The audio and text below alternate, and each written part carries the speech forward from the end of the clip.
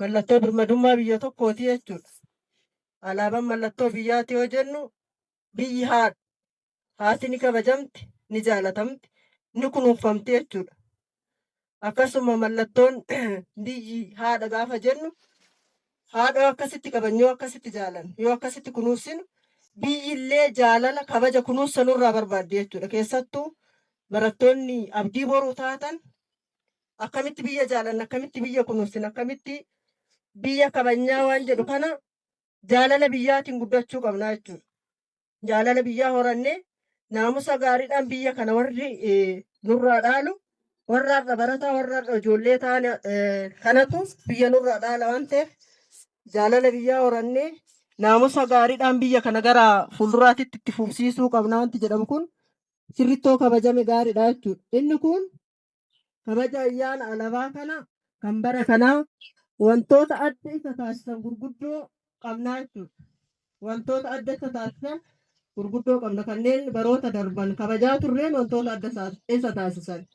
Sanniin keessaa biyya Itoophiyaa kana kanaan dura kan ittiin beekamtu hiyyummaadhaan biyyoota addunyaa keessaa hiyyummaadhaan duubatti hafummaadhaan biyya Itoophiyaa hiyyummaadhaan beekamtu wallaalummaadhaan beekamtu kana warra har'a ijoollee ta'e kanaa biyya akkasii dabarsinee dhaalleen kenninu waan ta'eef har'a biyya guddoo biyya kabajamtuu fi biyya ulfaattuu addunyaa irratti mataa ol qabatte dhaachisnee isinii kenninaa jechuudha.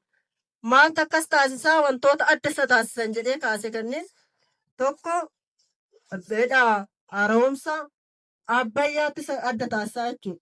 Bara itti hidha guddinsa Abbayyaa ashaaraa uummata keenyaa ashaaraa biyya keenyaa ta'e hidhaa guddaa qormaanni hedduu biyya keenya irratti mudachaatiin ture muummichi ministeeraa keenya eebbisiisee waan guddaa hojjetamee addunyaa irratti biyya keenya mataa ol qabsiise waan ta'eef kanatti isa adda taasisaa baga gammaddan baga gammanneen jechuu barbaada.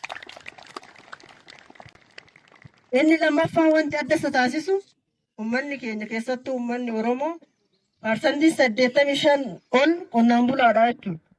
Jireenya qonnaan bulaatiin jiraatan. Qonnaan bulaan immoo ammatti kan barbaadu wanti guddaan xaa'oodha. Yeroo warshaa xaa'oo Itoophiyaa keessatti tanaan dura yaadamee hin beekne itti calqabamee kunillee adda isa taasisaa baga gammaddan.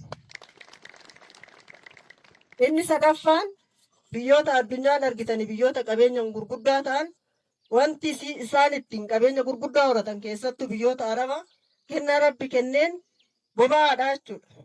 Boba'aan Itoophiyaa keessatti hin argama jedhamee eenyullee yaadee hin beeku jechuudha. Yeroo itti boba'aa argannee galii guddaan arganna jennee itti eegna. Biyyi keenya ittiin hin duroomti.